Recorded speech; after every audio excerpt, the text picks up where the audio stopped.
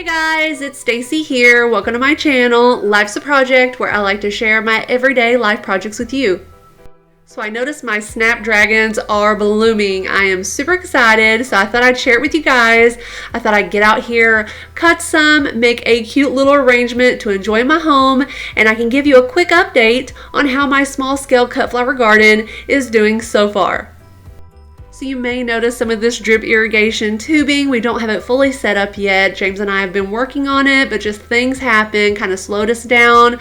So we're hoping to get it done really soon, and I'll share it with you in a future video. Now along the side of this container, I planted some dahlias. I think I got one or two using the winter sowing method to kind of seed start ahead to get little seedlings to plant out.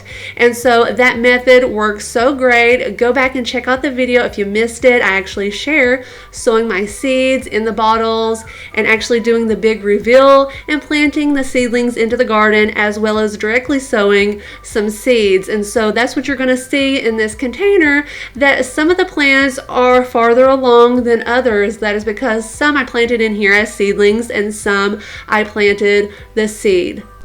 So in the middle of this container, I have zinnias growing. These are the California giant zinnias, and then next to those are the green envy zinnias. So these are doing fantastic. I planted them densely in here to get a lot of blooms. So next to the zinnias, here on the end, of course, are the Snapdragons, and I did not sow a single Snapdragon seed in this container. All of these plants are from little seedlings that I transplanted into this container.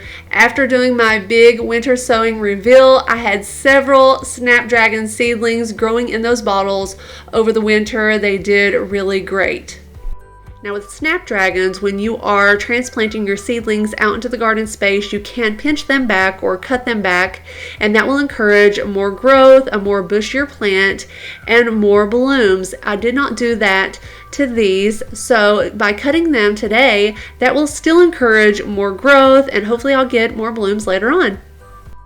Now in this next container, I have 4 different flowers growing. The first ones here are a dwarf variety of sunflowers. These are called Elves Blend. I'm really excited about these, and I just planted plenty of sunflowers because I just think they're so pretty. So I have these actually on both ends. So next to these are some cosmos, and these cosmos, a little spotty germination. There's kind of this big hole here in the center.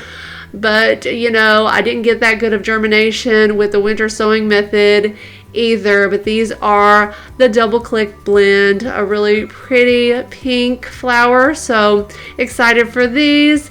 And then next to those are Crispidia. Really excited for these little yellow balls of sunshine, I like to call them. I think they're just so fun.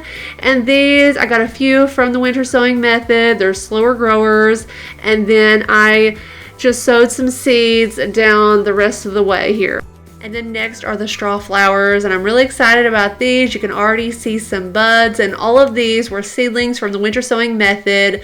These with the Snapdragons did fantastic with this method, so really excited about those. Now again, there's more sunflowers here on this end of the container, but you can see some of these are a whole lot taller. That is because, again, I had seedlings that I was able to transplant from growing them using the winter sowing method. And so the rest of these smaller ones, of course, I just directly sowed the seed. So this container right here, and this is the last of the cut flower garden containers. Now this one's kind of like half cut flower, half veggie garden. You can see the kale and basil and things down on the other end. But here up front are several carnation plants, and I got several carnation seedlings from the winter sowing method. So for me, out of cut flowers, the straw flowers, Snapdragons, and carnations did the best with the winter sowing method. Now the carnations do have quite a bit of growth, but they do seem like they take a little while to get their flowers to get to maturity, so that'll take a little time. Now the next ones here are Canterbury bells. Now they are a biannual plant, which means they usually get their foliage the first year, and that second year I'll see some blooms. So I may not see anything happening as far as blooms till next year. Guys, take a look at this kale plant. I just had to show you this. This thing is growing like crazy. It's kind of pushing over this little basil plant. I need to cut it back and make some kale chips or add it to a salad or something. And then over here, it's kind of growing on top of this little tomato plant. This is a Tiny Tim dwarf tomato plant that's looking good, and I can see some little flowers on there. So really happy with my kale. I just need to go ahead and harvest some.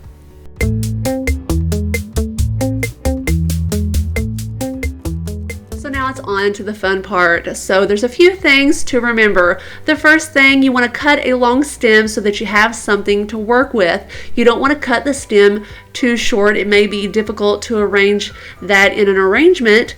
The second thing, you want to cut them at the right time.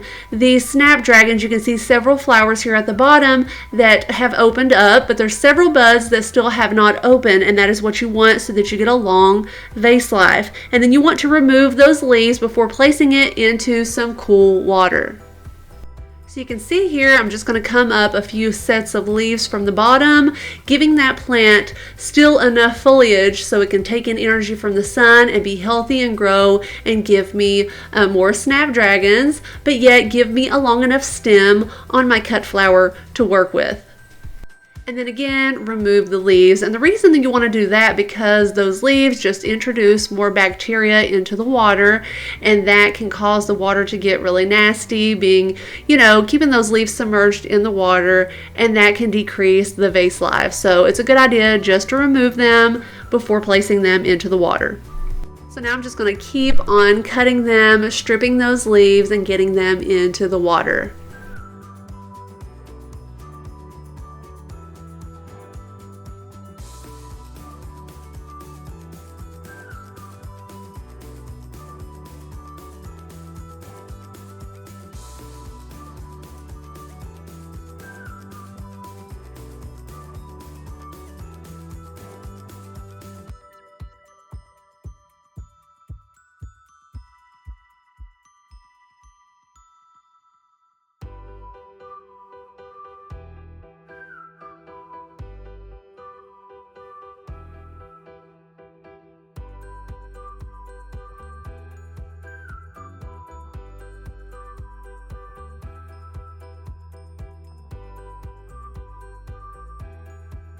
So guys, what a bummer. Be really careful when you're removing those leaves. I was a little rough and I just popped the top right off this one.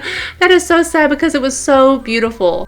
So now I just want to cut a couple that have not yet flowered. They have buds, so they will bloom in the vase, and that is fine to do. Now I want to go ahead and cut these because they're getting pretty long, and again, I want to encourage that growth, get a more bushier plant to get more blooms. And then I'll just go ahead and leave these here so they will continue to grow and start to flower, and that I can pair these hopefully later on when other things are ready to cut as well. So guys, here it is. I think it turned out so pretty. I love the mix of colors. I just have it sitting here in my living room on our coffee table, and I think James and I are really going to enjoy it. Now, it's not a huge arrangement. I only had a few stems to work with, but I think it turned out really good for what I had to work with. And you know what? It's just so rewarding seeing the final product when you work so hard, starting these plants from seed. It just makes it even better. So I started off by placing that largest stem right in the center, and then I worked around it with the shorter stems, and I think that turned out really nice. Now, if your Snapdragons are all limp when you first cut them, they kind of go with gravity, that's normal. A couple of hours in the water, they'll perk right up and they'll be easier to work with. So guys, I hope you enjoyed this video. If you liked it, give me a thumbs up. I hope you will subscribe. Thank you so much for spending your time with me on this project, and I'll see you in the next one. Bye.